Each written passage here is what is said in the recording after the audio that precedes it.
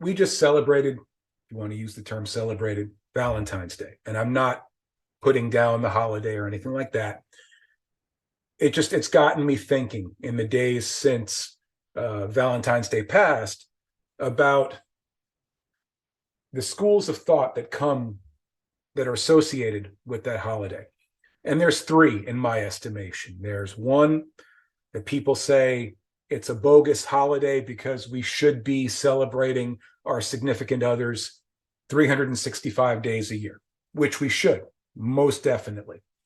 There's the second school of thought that people are really just hopeless romantics. And again, nothing wrong with that. They just want to go absolutely 100% all out for that holiday to really show their wife, husband, significant other, partner, whoever it is, how important they are to them, how much they mean to them. Again, perfectly good. I had nothing wrong with that.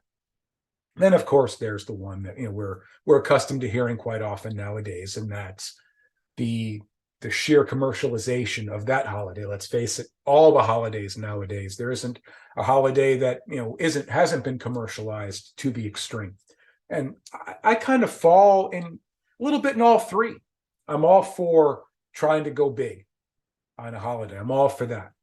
I'm all for showing my wife how much she means to me as often as humanly possible. Each and every day, I want her to understand that. And obviously, I'm not, I've become less and less into the gift giving and just the overall commercialization of these holidays. Because let's face it, these holidays are a feeling more than they are a product or a service or go out and buy a present and buy a card type of holidays. That's just not how they are for me. You even take Christmas. Christmas to me is just spending time with family. I could give a rat's ass if I get any presents. So that being said, the reason for me, it lends itself to the holiday lends itself to a bigger question.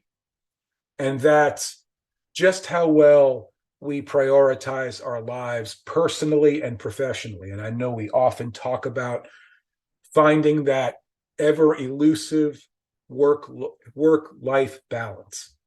And I'm here to tell you, after many, many years of doing research, i.e., making tons of mistakes, there is no such thing. But there is setting priorities and understanding what that means. There's so many of us out there, and I'll be honest with you, I was in that boat for many, many years, that we think everything we do in life, even the most simplest of tasks, is an absolute come hell or high water priority, a non-negotiable, really. And frankly, that just isn't the case. There's things that are important to us.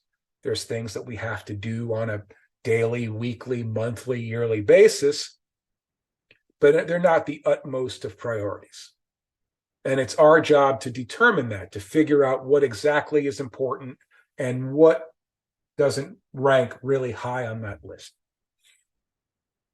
And for me, it took me many years to realize that the sacrifices, and you can't see that, maybe you can see this, air quotes, sacrifices we make, we do it for our families. We do it to build a better life. All those extra hours that I worked, all those extra assignments I picked up in the newspaper industry, all those times I chose to go to work at the last minute over a family gathering or just spending time with family, or how many times I chose my boss calling me and saying, hey, I need you to cover this at the last minute, and it's my day off and I was going to spend it with family, and I choose going to work. For so many years, I looked at that as I'm sacrificing to create a better life for my wife and kids. When in fact, to create that better life, all I had to do was be there. All I had to do was be present, to be with them, to spend time with them, to talk to them, to share a meal with them as opposed to having my dinner sitting next to me at my desk while I'm writing my eighth story of the day. And that's something, I'll be honest with you, I've had to continue learning as a business owner because, let's face it, whether you have a 9 to 5 job that you're working for somebody else, that you're a W-2 employee, as opposed to being an entrepreneur, self-employed, a business owner, or what have you, there come, unique challenges with both, with the amount of hours you put into it. Because in order to be successful as an entrepreneur, as a business owner, you have to put in the time. To be successful at, having a great marriage and having a great relationship with your kids, that takes a lot of time too. And let's face it, there's no doubt about it that there simply aren't enough hours in the day to do everything we want to do the way we want to do it. But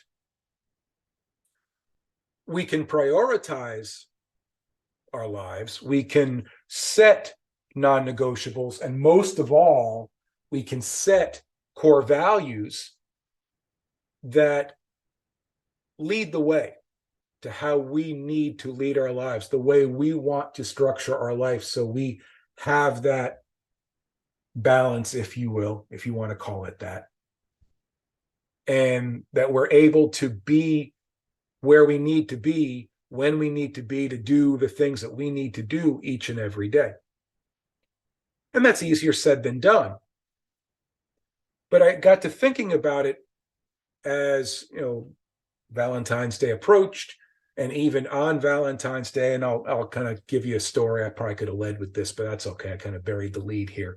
My former bosses in the newspaper game would be rather ashamed of me for burying the lead. I was, I personally, had in mind that my wife and I were going to go out to dinner. We don't get to go out too often. We've got a 12-year-old son here, and it is the school year and all, and weekends he's got sports and stuff like that. So we're going here and going there.